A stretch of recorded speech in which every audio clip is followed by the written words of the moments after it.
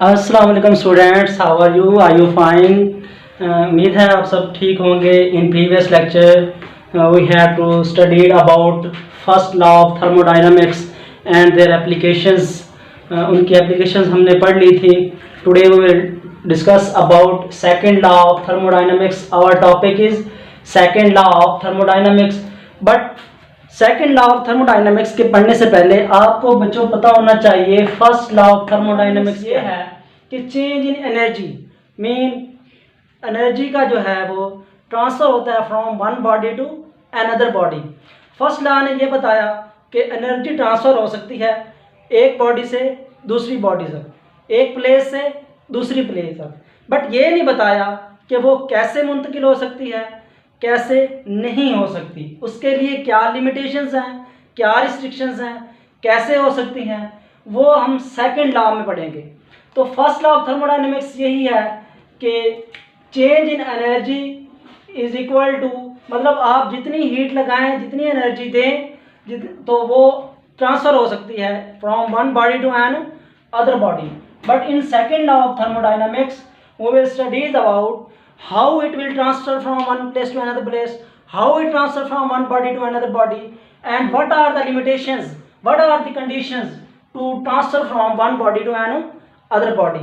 तो second law of thermodynamics हम कैसे उसको पढ़ेंगे। सेकेंड लॉ ऑफ थर्मोडायनामिक्स में हम कुछ लिमिटेशंस पढ़ेंगे, कुछ इसमें रिस्ट्रिक्शंस पढ़ेंगे और दो स्टेटमेंट पढ़ेंगे, एक केल्विन स्टेटमेंट और एक क्लासियस स्टेटमेंट, जिससे हमने डिस्कस करना है कि ये क्या होता है, हीट कैसे ट्रांसफ़र हो सकती है, हीट कैसे ट्रांसफ़र नहीं हो सकती।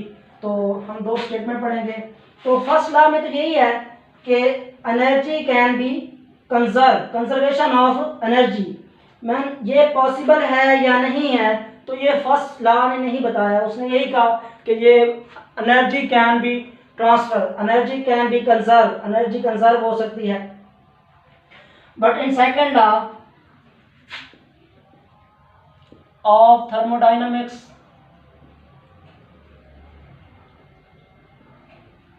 सेकेंड लॉ ऑफ थर्मोडायनामिक्स में हम क्या पढ़ेंगे? All work can be converted into heat but all heat can not be converted into work. क्या है कि तमाम जो है work, all heat can be converted, all work can be converted into heat. जो तमाम वर्क है, all work can be converted into heat but all heat can not be converted into work. First law of thermodynamics ये है कि तमाम heat जो होती है वो कन्वर्ट हो जाती है, तमाम एनर्जी जो है वो कंजर्व हो जाती है एक बॉडी से दूसरी बॉडी में। बट सेकंड लॉ में क्या है, ये इसने बताया कि all work can be converted into heat. तमाम जो वर्क होता है, all work can be converted into heat, तमाम वर्क जो हीट में कन्वर्ट हो सकता है, but all heat can not be converted into work. उसके लिए हम दो स्टेटमेंट्स, दो कंडीशंस, कुछ कंडीशंस हैं, लिमिटेशंस हैं, वो पढ़ेंगे। दो कंडीशन है, एक स्पॉन्टेनियस कंडीशन, स्पॉन्टेनियस, और सेकेंडली है non spontaneous. Non spontaneous, spontaneous और नॉन स्पॉन्टेनियस को हम कैसे डिफाइन कर सकते हैं? स्पॉन्टेनियस ये होता है, in spontaneous process heat can be flow from hot body to cold body. देखें, हीट जो होती है वो हॉट बॉडी से कोल्ड बॉडी में कन्वर्ट हो सकती है। Any process in which has tendency of occur itself, tendency of occur itself tendency बोल सकते हैं, और अर्ज मीन उसको खुद काम करने की, खुद प्रोसेस करने की, ठीक है, खुद से हो जाए। स्पॉन्टेनियस जो खुद से हो जाए, स्पॉन्टेनियस मीन जो खुद से हो जाए, मीन उस पर कोई वर्क ना करना पड़े। नॉन स्पॉन्टेनियस जिस पे जो खुद ब खुद ना हो, खुद से ना हो, मीन उस पर कोई ना कोई एक्सटर्नल वर्क किया जाए। Any process in which tendency of occur it's on self, ठीक है, ये अपने आप है, इट्स ऑन, ये बजाते खुद काम कर दे, ठीक है, वो स्पॉन्टेनियस होता है। इसके लिए कुछ लिमिटेशंस हैं। लिमिटेशंस फॉर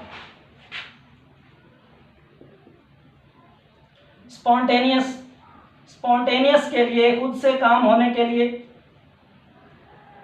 भी कुछ लिमिटेशंस होती हैं, कुछ असूल और ज़वाबित होते हैं, कुछ रुकावटें होती हैं, ठीक है। वो कौन कौन सी हो सकती हैं? फर्स्ट है heat can be flow from hot body to cold body.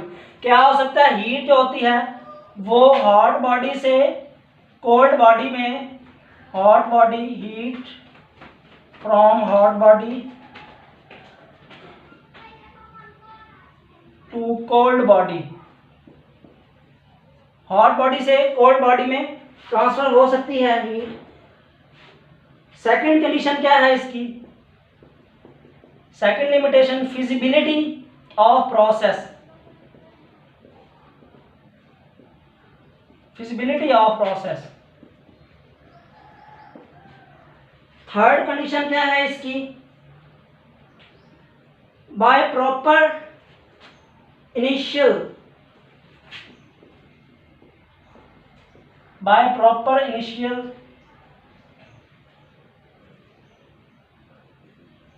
Proper initialization या इनिशियल, ठीक है। या थर्ड पे under the given condition, fourth पे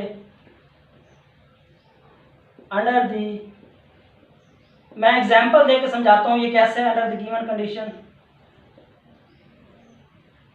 देखें, जब क्या है फिजिबिलिटी ऑफ द प्रोसेस, ये इंपॉर्टेंट पॉइंट है मेन। इसमें क्या होता है, अगर आप वाटर है, ठीक है, वाटर में आप शुगर या सॉल्ट मिलाते हैं तो वो खुद ब खुद जो है उसमें डिसॉल्व हो जाता है। इस एग्जांपल में क्या दे सकता हूँ, सॉल्ट और शुगर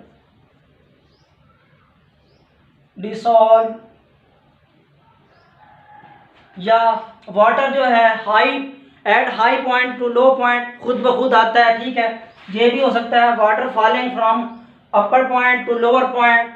सेकेंडली ये आप एग्जांपल दे सकते हैं, बहुत सारे एग्जांपल्स हैं इसमें। लिमिटेशन स्पॉन्टेनियस प्रोसेस में जो खुद से होता है, ठीक है, और नॉन स्पॉन्टेनियस सेकंड नाम में क्या है, नॉन स्पॉन्टेनियस जो खुद से ना हो, मीन वो any process in which tendency does not occur, any process in which tendency of work does not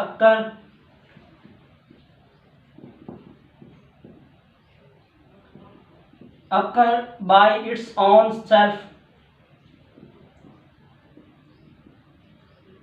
by its own, ये खुद से जो है वो नहीं होता। इसके लिए हम कौन सी लिमिटेशंस लगाते हैं? लिमिटेशंस फॉर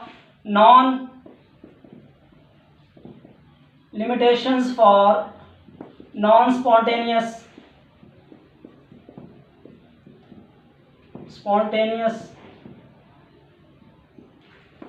फर्स्ट पे क्या हो सकती है, इसमें क्या था, heat flow from hot body to cold body, ठीक है। यहां पे क्या है, हीट यहां से cold body to hot body, heat flow from cold body to hot body, but it is impossible, ये नामुमकिन है। तब तक ये नामुमकिन है जब तक कि आप कोई ना कोई एक्सटर्नल वर्क ना करें, एक्सटर्नल एनर्जी जो प्रोवाइड ना करें, ठीक है, उस वक्त तक ये लिमिटेशन जो है वो अप्लाई नहीं की जा सकती। अच्छा, इट्स ऑन सेल्फ, ये खुद से नहीं हो सकती। कैसे? इसकी फिजिबिलिटी प्रोसेस में, फिजिबिलिटी ऑफ प्रोसेस में क्या है कि ये खुद से नहीं हो सकती, बल्कि इस पे खुद कोई ना कोई वर्क, एक्सटर्नल वर्क होता है। फॉर एग्जांपल रेफ्रिजरेटर की मिसाल ले लें। रेफ्रिजरेटर में क्या होता है, इसमें हीट इंजन की एग्जांपल ले लें। हीट इंजन में heat from cold hot body to cold body, क्या था, हॉट रेजरवायर से वो हीट इंजन में और सम वर्क डूइंग होता है, और कुछ एक्सटर्नल, कुछ हीट जो होती है वो बच जाती है, और वो हीट किस में ट्रांसफर होती है, वो कोल्ड रेजरवायर में होती है। इसकी एग्जांपल है, इसकी रिवर्स प्रोसेस है। Reverse process of heat engine कौन सा है? रेफ्रिजरेटर में, जिसमें कोल्ड बॉडी से हॉट बॉडी में हीट ट्रांसफर होती है, बस कुछ ना कुछ उसको एक्सटर्नल वर्क करना पड़ता है। कंटिन्यूस एनर्जी सप्लाई, उस पर क्या होता है, कंटिन्यूसली एनर्जी सप्लाइड, मीन आप उसमें गैस में क्या है, एनर्जी, मीन वो रेफ्रिजरेटर में इसकी एग्जांपल जो है वो मैंने बताई है। रेफ्रिजरेटर की एग्जांपल है रेफ्रिजरेटर, फ्रीजर, रेफ्रिजरेटर, एसी, ठीक है, जो कूलिंग करते हैं, जो जो हीट जहाँ कोल्ड बॉडी से हॉट बॉडी से ट्रांसफर होती है, बट वहाँ पे क्या है, एक्सटर्नल वर्क करना पड़ता है उससे, ठीक है, और गैस जो होती है वो उसमें वो वर्क करती है। अब हम दो स्टेटमेंट्स पढ़ेंगे, एक है केल्विन स्टेटमेंट और एक है क्लासियस स्टेटमेंट, जो इस सेकंड लॉ ऑफ थर्मोडायनामिक्स को डिफाइन करेगी और उसमें डिस्कशन होगी, ठीक है। यहाँ तक बात क्लियर है? क्या बात है कि सेकंड लॉ ऑफ थर्मोडायनामिक्स में ये है, heat can B, all work can be converted into heat but all heat can not be converted into work। तमाम वर्क जो होता है वो उसमें ट्रांसफर नहीं हो सकता दो कंडीशन के तहत, एक स्पॉन्टेनियस है, दूसरी नॉन स्पॉन्टेनियस। स्पॉन्टेनियस जिसमें खुद से हो, नॉन स्पॉन्टेनियस जिसमें खुद ब खुद वर्क नहीं होता बल्कि एक्सटर्नल एनर्जी जो है वो प्रोवाइड की जाती है। तो इसमें हम दो स्टेटमेंट्स पढ़ेंगे, एक है क्लासियस स्टेटमेंट, एक है Kelvin statement. Second law of thermodynamics में there are two statements, first is Kelvin statement,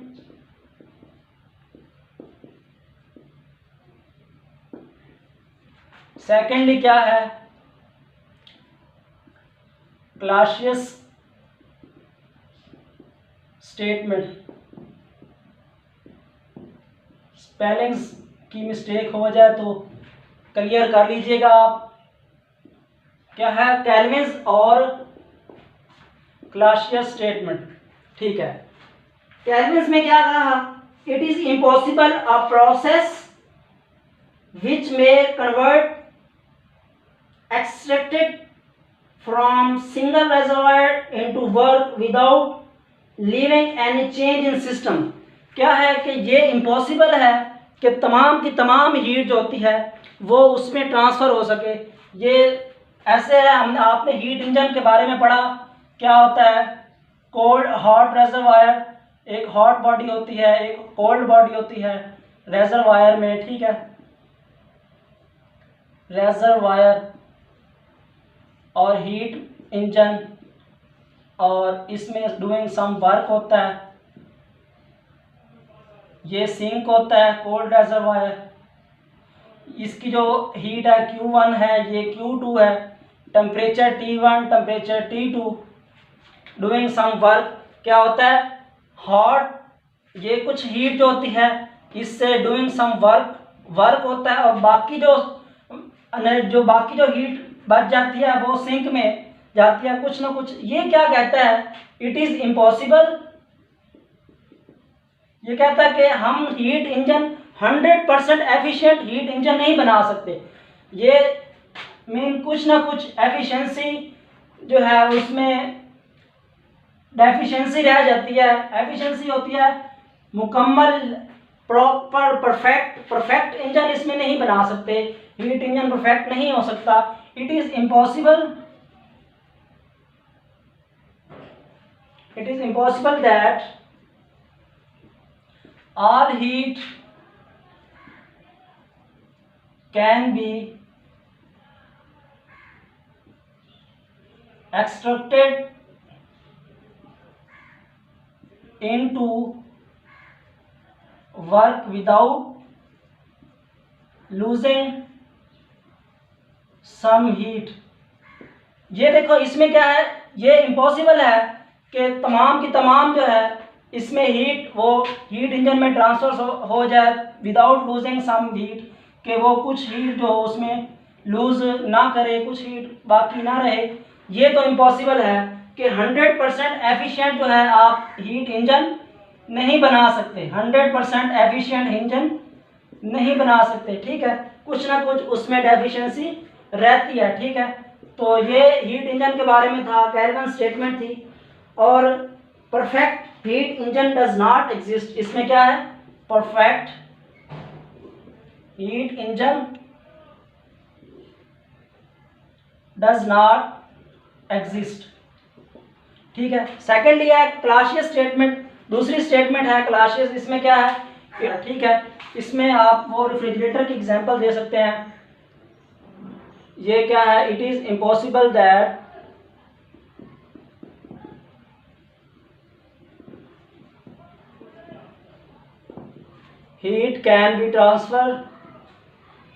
heat can be transferred from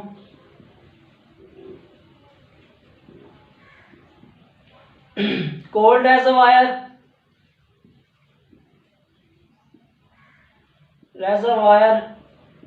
to hot reservoir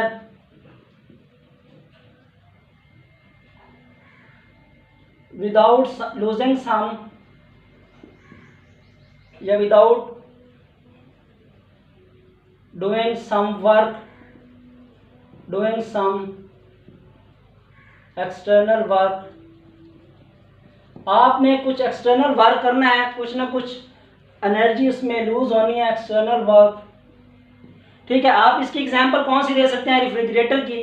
ये जो रेफ्रिजरेटर है वो उसके रिवर्स प्रोसेस करता है, क्या है, कोल्ड बॉडी से मीन सिंक से आप हीट इंजन से आप हॉट रेजरवायर में मीन ये इसकी Q2 हीट है, ये Q1 है, ये T1 टेम्परेचर है, T2 है। इसमें क्या था, T1 ग्रेटर दैन T2, इसमें क्या है, T2 greater than T1 temperature. ये इम्पॉसिबल है कि कुछ ना कुछ वर्क आप एक्सटर्नल वर्क ना करें और इस पे जो है हीट ट्रांसफर हो जाए from cold reservoir to hot reservoir, it is impossible. तो इसकी क्या एग्जांपल्स हो सकती हैं, रेफ्रिजरेटर,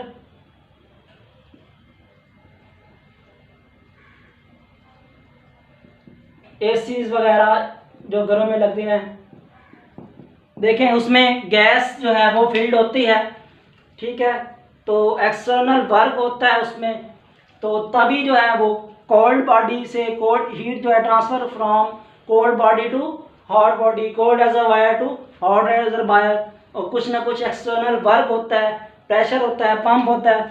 इसमें मैंने बताया कि आप अगर हीट जो है वो कोल्ड बॉडी से हॉट बॉडी रेजरवायर में कन्वर्ट होगी तो कुछ ना कुछ कंटिन्यूस एनर्जी सप्लाइड होगी, एनर्जी सप्लाइड, कुछ ना कुछ आप एनर्जी देंगे तो एनर्जी देते हुए वर्क होगा, तो उस वर्क के दौरान जो हीट होगी वो ट्रांसफर होगी from cold reservoir to hot reservoir. तो आपने कंप्लीटली क्या पढ़ा, first law of thermodynamics, first law of thermodynamics के बाद पढ़ा आपने second law of thermodynamics. First law में उसने ये कहा कि energy can be transfer, but उसने ये नहीं बताया एनर्जी कैसे ट्रांसफर होती है एक बॉडी से दूसरी बॉडी, या हो भी सकती है कि नहीं हो सकती। तो उस वक्त दो कंडीशंस हमने पढ़ी, एक है स्पॉन्टेनियस, सेकेंडली है नॉन स्पॉन्टेनियस। तो नॉन उसके दोनों के प्रोसेस के बाद हमने दो स्टेटमेंट्स पढ़ी, एक कैल्विन स्टेटमेंट और क्लासियस स्टेटमेंट। कैल्विन स्टेटमेंट किसको फॉलो करती है, वो हीट इंजन को, ठीक है, और क्लासियस स्टेटमेंट में क्या था, वो रेफ्रिजरेटर की एग्जांपल दी है। तो इस तरह ये टॉपिक आपका एंड होगा।